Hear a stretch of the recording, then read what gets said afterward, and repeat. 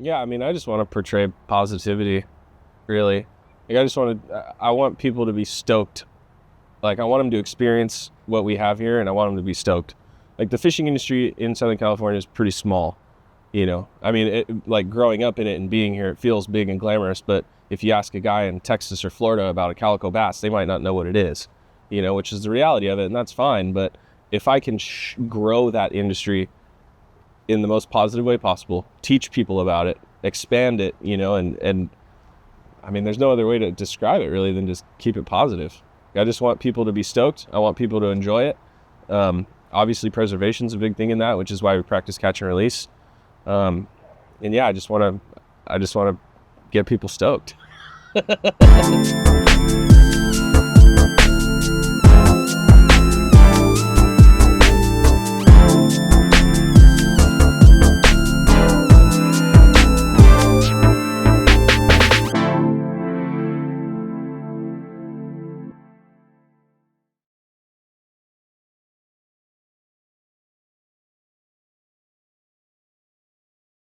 All right, so my name is Kilian. I'm a full-time charter captain here in Southern California.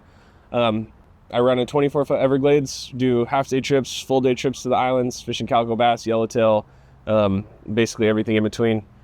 I'm 27 years old, and I've been fishing since I could walk. My dad always told me that ever since I was old enough or big enough to have a backpack and a sun hat on, he would just send me out there and kind of go do my own thing. But yeah, my dad's the driving force behind my fishing addiction for sure. Him and I still fish together very often to this day. But yeah, I mean, growing up, like doing a lot of bluegill fishing, local park pond stuff, sneaking into golf courses at night, you know, the whole kind of young kid deal. A lot of trout fishing. And then as I got older, taller, we would go on the sport boats, which is like twilight fishing trips, 6-hour trips at night, or half-day trips, 3/4-day trips, full-day trips, catching everything from calico bass, sand bass, sculpin, all the way to bluefin tuna and yellowtail. But yeah, I mean, and then when I was in like middle school, 6th, 7th, and 8th grade, like that was when me and all my friends at the time kind of got the freedom to go do what we wanted to, you know, outside the house. We'd grab our skateboards and go do, you know, whatever, go skate, go ride bikes. And I was the only one in my friend group that really loved fishing. And there were times when my buddies would be like, hey, what do you guys want to do? I'm like, oh, let's go fish.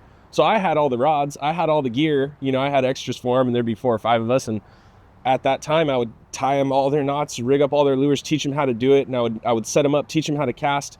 And then when they would catch their fish, you know, whether it was a small bass or whatever, it didn't matter what it was. Whenever they would catch their fish, that was like a super gratifying moment for me.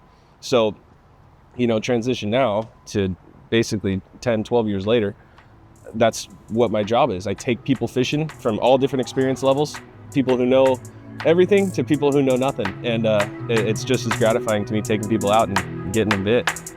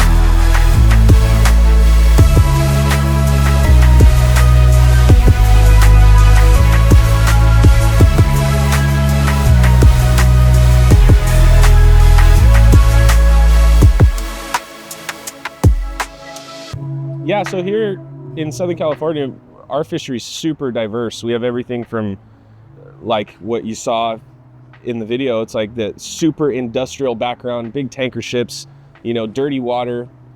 And then we also have these beautiful islands, that crystal clear water, beautiful kelp. The islands are green. There's wildlife on the islands. You know, I think a lot of people who aren't from here, haven't experienced the fishery here, kind of don't expect to see something like that. I mean, we do a lot of bass fishing, saltwater bass. We have calico bass, sand bass, and spotted bay bass. Calico bass you can find in hard bottom structure stuff.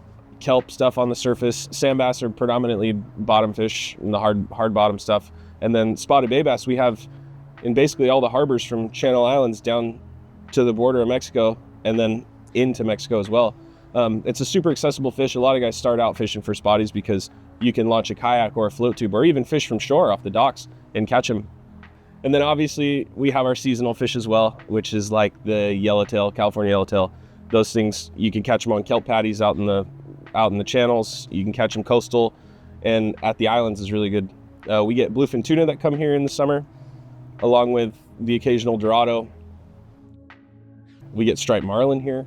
You know, it's a pretty diverse fishery. I think for people who haven't experienced it or don't know much about fishing here in the ocean, Southern California, I think it would open a lot of people's minds.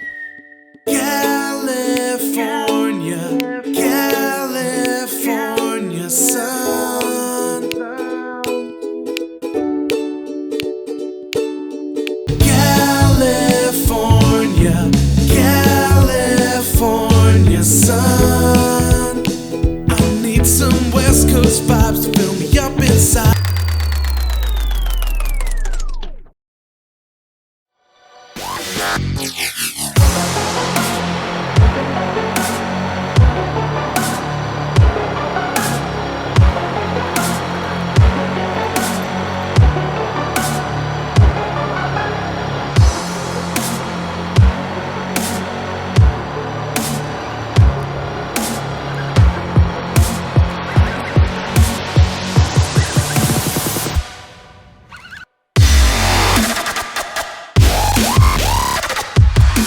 Let it free fall straight down.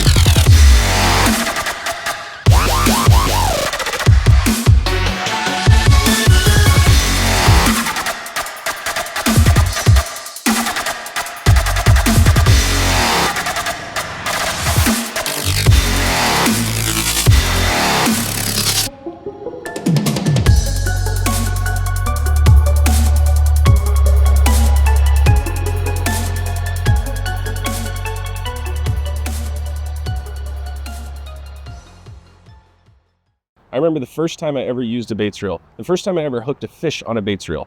I'd grown up using all the major manufacturers, all that stuff, all the fancy, whatever you want to call it. The first time I hooked a fish on a baits reel and I swung into it, the first thing I felt was that reel did not move at all. And I didn't realize there was any sort of reel flex in any reel. But the first time I hooked into a fish on a baits reel, there was no flex. And that feeling is something that sticks with me every time I go out. I specifically want to note the Goat Swim. That reel, for a majority of the island fishing, bigger game stuff, that thing handles phenomenal. It's got a real deep spool, holds a bunch of line, puts off a ton of drag, more than enough for that kind of thing. And yeah, I spool mine up with 65-pound braid, fish heavy A-rigs with it. You can fish weedless swim baits with it. And then if I want to, I can take it into the harbor and fish a 3/8 ounce head with it and just pitch it up in the docks. It's super versatile. All of the baits reels serve a purpose on my boat, from the 100 size to the 200 size.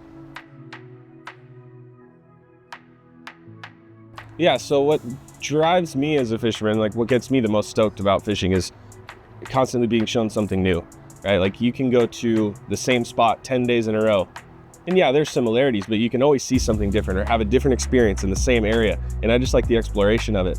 And that fishing's always been such a positive thing for me, regardless. You know, going out there, you're enjoying beautiful weather. It's epic out right now. It's like 75 degrees, barely any breeze. But yeah, I mean, like just searching for new experiences and learning stuff. I feel like the ocean can constantly show you something new, and you can always learn something. And I mean, in my opinion, that's one of the most important things in life, period. It's just, you know, learning and experience and growing.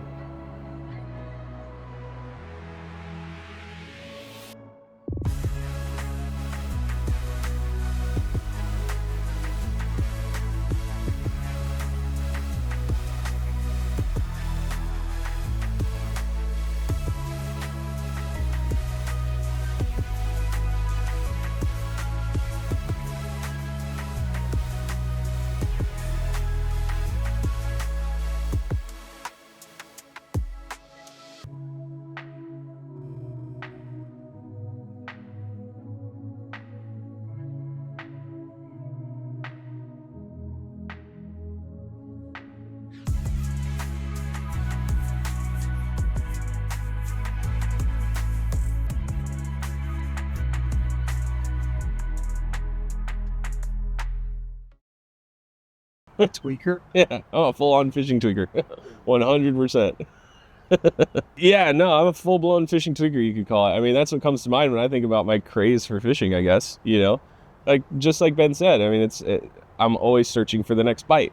It's like I'll make 100 casts in one spot, and I have a pretty good sense that maybe I'm not going to get bit, but what can I do to make that fish bite, you know? It's just, there's nothing like it, whether the fish is 12 inches or 24 inches, you know?